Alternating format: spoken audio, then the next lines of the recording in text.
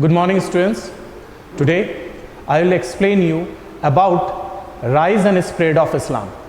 So far you know that Islam is the newest religion of the world and the founder of Islam is Prophet Muhammad. This religion born in Arab and after that it is spread to other part of the world. But before to know how it born in Arab, who was the founder, apart from all these, let's discuss about the precondition of Arab. How was the situation? What was the situation of Arab? Let me tell you that before arrival of Islam, the Arabian people were divided in many tribes. Okay, and each tribe had a head person. These different tribes did not have any unity. They were always engaged in war. And the main cause for the war was posture. Because the main occupation of the Arabian people in that time was rearing of cattle. And for that they needed food. And to acquire the place where they could find food for their cattle, for that they always engaged in war. And they believed in different faiths or religions, just like they used to pray many gods and goddesses. They believed in Judaism, Christianity, there was. But in the year 1570, let me explain you now about the early life of Muhammad. 1570, Muhammad born in Arab, okay? And before his birth, his father died. While he was hardly very young, means 6 years of age, his mother passed away. Then after, he was looked after by his uncle. His uncle was a businessman. And that is why Muhammad got opportunity to travel different part of the world. And he used to visit different places for the business activities. And he came in contact with the Christians and others.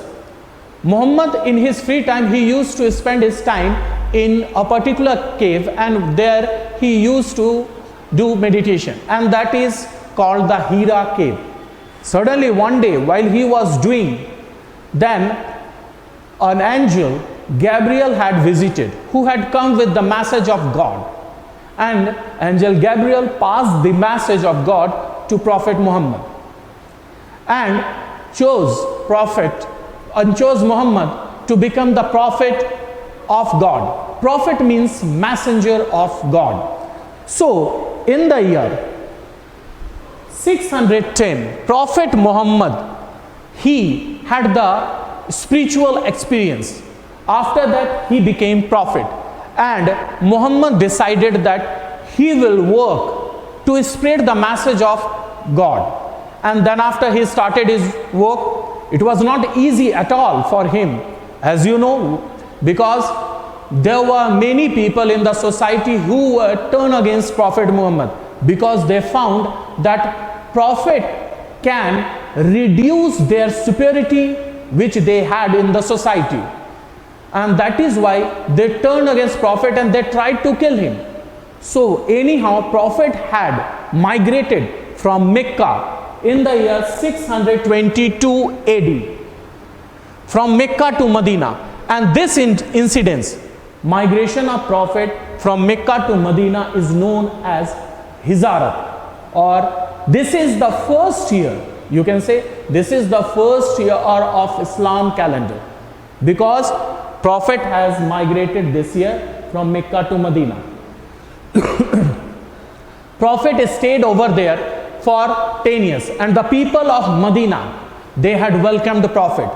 Prophet became very popular in Medina. There were many people who started to follow Prophet, and in this way the Prophet established a religion, or you can say Muhammad established a religion, and that religion is known as Islam.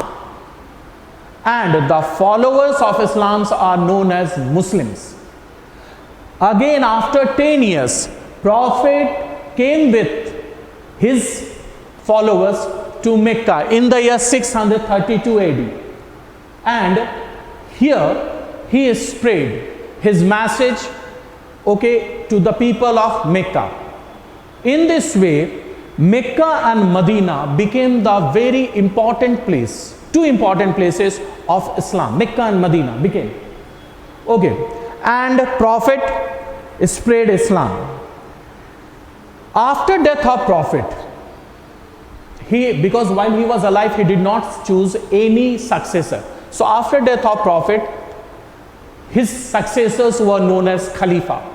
Khalifa were political and religious head of the Muslims. But before to know about the Khalifas, let us know about what things Prophet gave to the people. Actually, Prophet has said to the people, or especially to his followers, that there are 5 pillars of Islam. What are the 5 pillars of Islam? They are Shahada, Salat, Zakat, Siyam and Hajj.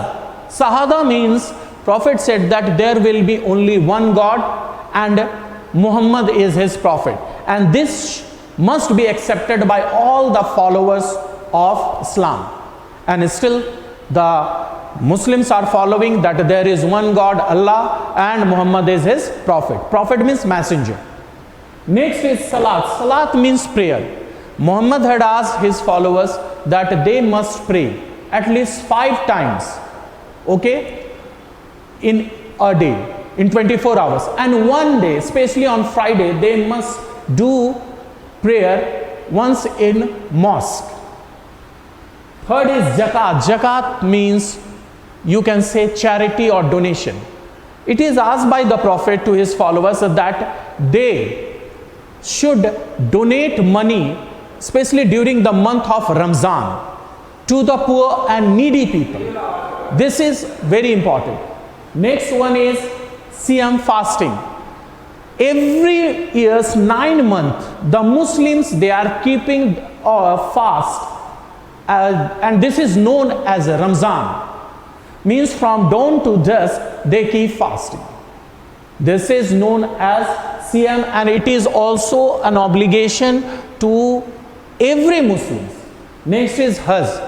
Prophet said that those who are capable economically and physically, they can visit at least once in their lifetime to the Mecca and Medina. These two religious places, and this visiting is known as Hajj.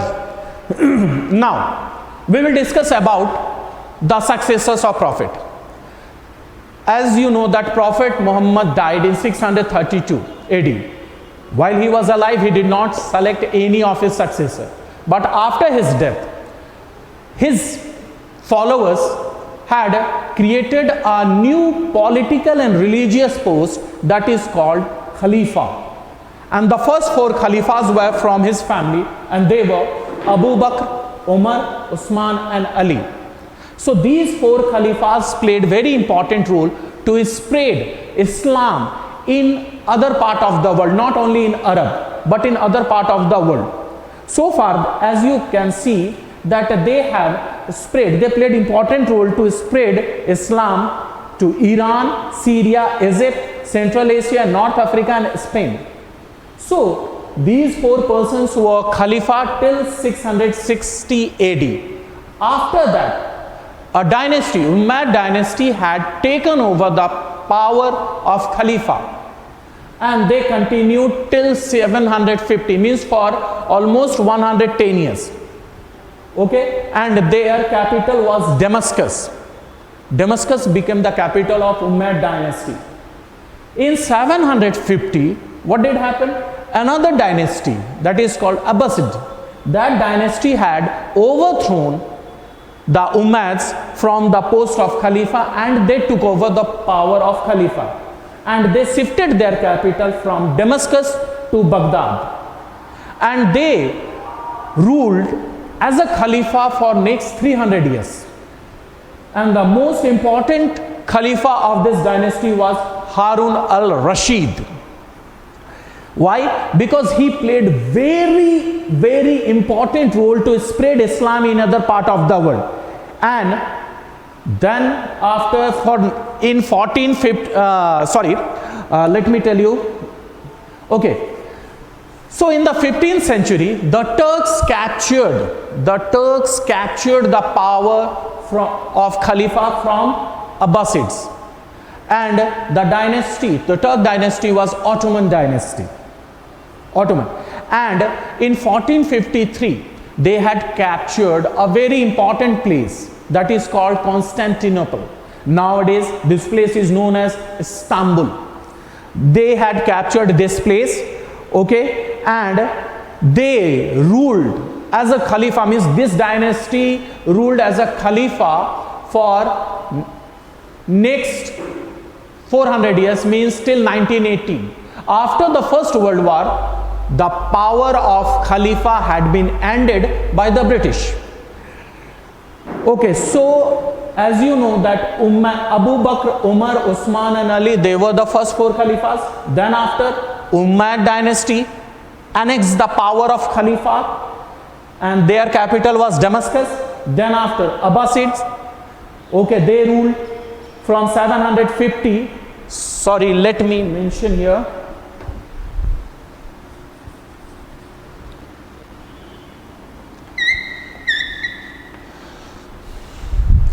Okay, from 715 till 15th century. Then after, means, okay, then after the Turks, they started to rule. And the Turks played very important role to spread Islam in other part of the world. And now we will discuss about the achievements of the Arabs. Arabians, they were traders before arrival of Islam. Later on also they were traders, and they met with the different peoples and they acquired knowledge. They acquired knowledge, you can say, and they were very good in algebra and geometry. They had acquired knowledge and they enhanced their knowledge in algebra and geometry. Okay, they had great scientists in that time, and they were Ibn Sina and Muhammad al-Razi. These were the important scientists of during that period. And there were great scholars in that time, just like Umar Khayyam. Umar Khayyam, as you know, his book Rubaiyat is very famous still, very popular. Their important